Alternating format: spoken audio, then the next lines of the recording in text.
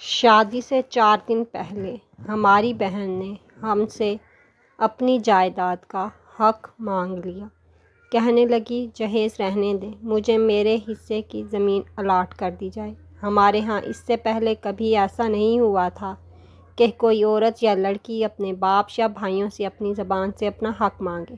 بڑوں نے بہن کو سمجھایا کہ ایسا نہیں کرتے، ہم لوگ گاؤں میں بے عزت ہو جائیں گے کہ ان کی بیٹی اپنا حصہ مانگ رہی ہے۔ لیکن بہن تھی کہ پیار کی زبان سمجھنے کی بجائے الٹا گھر والوں سے جھگڑا کرنے لگی اور معاملہ عدالت میں لے جانے کی دھمکیاں دینے لگی۔ ہم سخت پریشان تھے کہ اب ان 2 دنوں میں ساری برادری گھر آنے کو تیار ہے اور یہاں ایسا ماحول بن گیا ہے کہ شاید یہ شادی بھی رک جائے یا انکار کرنا پڑے یا پھر چپ کر کے اس کے حصے کی زمین اس کے حوالے کر دی جائے۔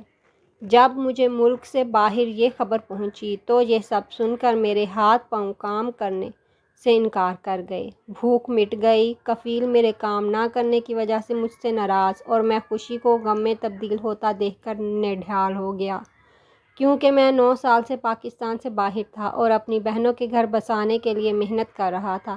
اکیلا بیٹھ کر سوچوں تو لگتا تھا کہ میری بہن اپنی جگہ ٹھیک ہے۔ جب حدیث پاک کے مطابق شریعت اسے اپنا حق لینے کی اجازت دے رہی تو ہم کون ہوتے ہیں انکار کرنے والے؟ اور جب باقی کسی گھر کے فرد کی کال آتی تو لگتا کہ مجھے اپنی بہن کے پاس جا کر سمجھانا چاہیے کہ ایسا ٹھیک نہیں، ہم بے عزت ہو جائیں گے۔ لیکن کیا کرتا، 1 دن گزر چکا تھا اور 3 دن باقی تھے۔ میں نے شام کو بہن سے بات کرنا چاہی تو کہنے لگی، اگر تم میری شادی سے پہلے جائیداد دلوانے میں میرا ساتھ دینے کا وعدہ کرتے ہو تو میں تم سے بات کرتی ہوں، نہیں تو دوبارہ مجھ سے بات کرنے کی ضرورت نہیں۔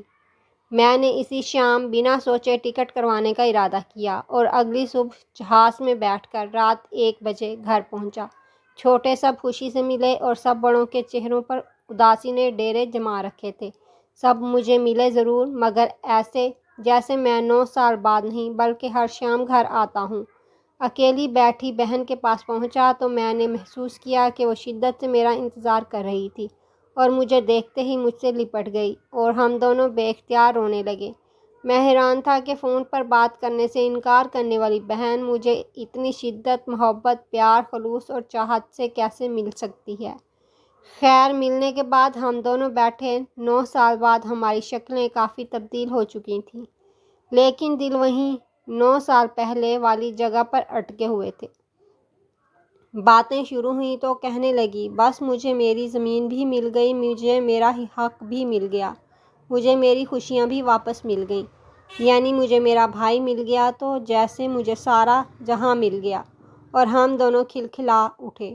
میں نے پوچھا، پھر تم نے سارے خاندان کو کیوں پریشان کیا؟ کہنے لگی، اگر ایسا نہ کرتی تو جس طرح تم نے ہمیں ٹرک کی بتی کے پیچھے لگا رکھا تھا کہ اگلے مہینے آ جاؤں گا، دسمبر میں آ جاؤں گا، مارچ میں آ جاؤں گا، تو میرا خیال ہے کہ تم نے اور بھی 9 سال نہیں آنا تھا۔ اور یہ ہم دونوں باپ بیٹی کا پلان تھا جو اللہ کی رحمت سے کامیاب ہوا۔ اور پھر تھوڑی دیر میں سارے خاندان کی گئی ہوئی خوشیاں واپس آ گئیں اور مٹھائی کے ڈبے کھل گئے۔ میں نے اللہ کا شکر ادا کیا جس نے مجھے اپنی بہن سے ملوایا، اور باہر نکلتے ہوئے میں نے بہن سے کہا کہ شادی کے بعد میں تیرے سمیت باقی بہنوں کو بھی جائیداد میں ان کا حق دے کر اپنا فرض ادا کروں گا اور تیرے پلان کو مزید کامیاب بناؤں گا۔ یہ سنتے ہی کمرے میں موجود تمام لوگوں کے چہرے پر مسکراہٹ بکھر گئی۔